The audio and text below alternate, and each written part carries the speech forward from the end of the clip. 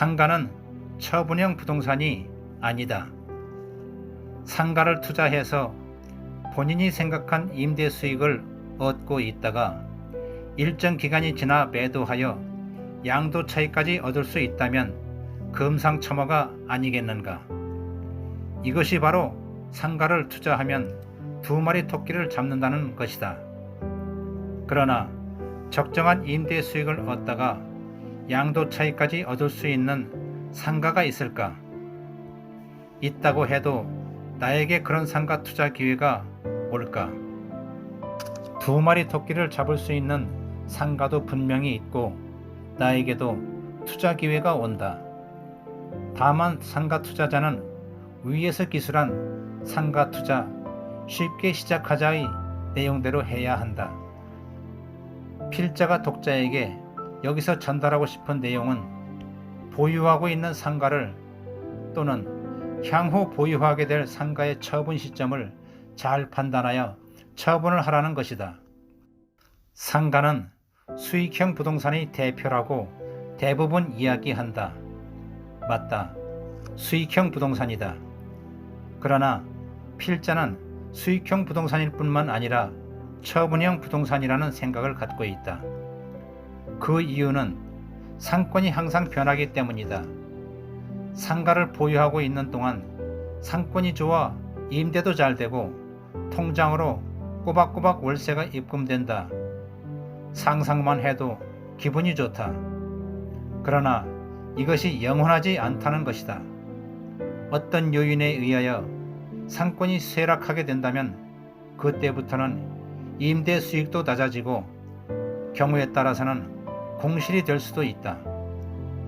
보유 기간 동안 임대 수익이 좋더라도 처분해야 할 시점을 놓치게 되면 그 순간부터 내가 보유하고 있는 상가는 애물단지가 된다. 현장에서 그러한 경우를 너무나 많이 봤다. 상권은 항상 변한다. 전철이 생겨서 변하고 내가 보유하고 있는 상가 인근에 백화점이나 대형마트가 들어와 변하고 인근에 신도시가 생겨서 변하고 사드 사태로 인한 중국 관광객 감소로 인하여 변하고 주 52시간 근무제 등을 이루 헤아릴 수 없는 많은 원인에 의하여 변한다. 상권의 변화로 인하여 상권이 더 확장되어 더 높은 월세를 받는 경우도 있지만 상권이 쇠락하여 월세가 낮아지거나 공실이 되는 경우도 많다. 따라서 상가 투자자는 변화하는 상권을 항상 주시하면서 적절한 시기에 매도해 양도 차익을 얻어야 한다. 매도 시점을 놓치면 그동안 임대 수익으로 받았던 수익을 모두 토해내야 하는 일이 생길 수 있다. 지금도 강남역 인근이나 명동 상가의 임대 수익이 내려가고 공실도 생기고 있다는 기사를 종종 보게 된다.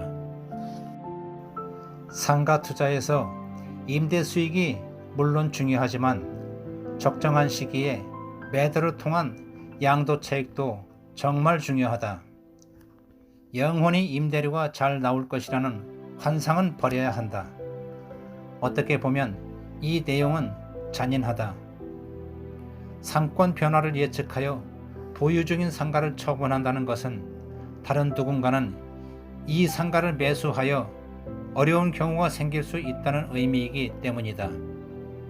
사실 이 문제까지는 필자도 해답이 없다. 다만 상권 투자자는 상권의 변화를 항상 예의주시해야 한다는 말을 전하고 싶을 뿐이다.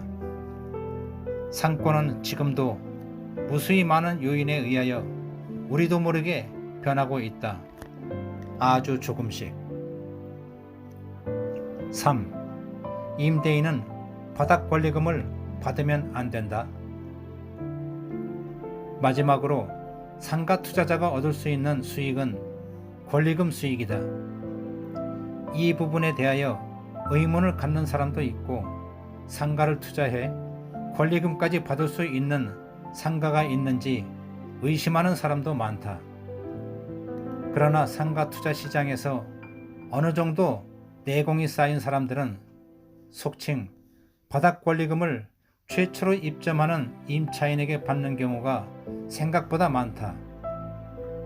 예를 든다면 상가를 분양하는 신축 상가의 경우 편의점이나 약국으로 업종이 지정된 상가를 분양받는 경우에는 편의점으로 임대를 얻는 임차인이나 약국으로 임차를 얻는 약사에게 공실 상태에서 바닥권리금을 받는 것이 상가 투자 시장의 현 주소이다.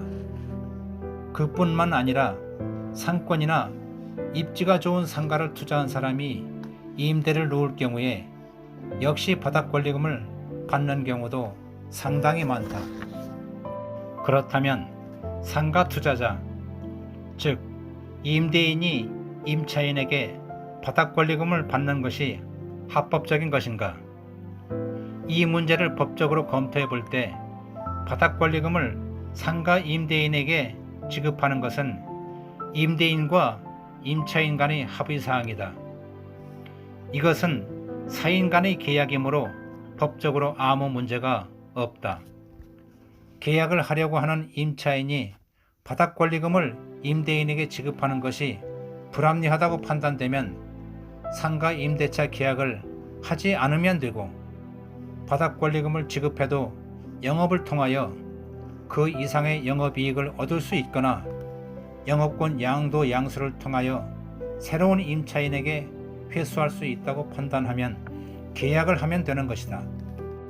현재 사회적으로 문제가 되고 있는 임차인 명도와는 다른 문제이다. 그리고 상가 소유자가 임차인으로부터 받은 바닥권리금은 임차인에게 반환할 의무가 없다는 것이 대법원 판례이고, 상가 건물 임대차 보호법에 규정된 내용은 임차인이 신규 임차인에게 권리금을 받고 점포를 양도하려는 것을 방해하는 경우에만 해당되는 것이다. 최초의 바닥권리금을 임대인이 받는 것을 금지하는 규정이 아니다.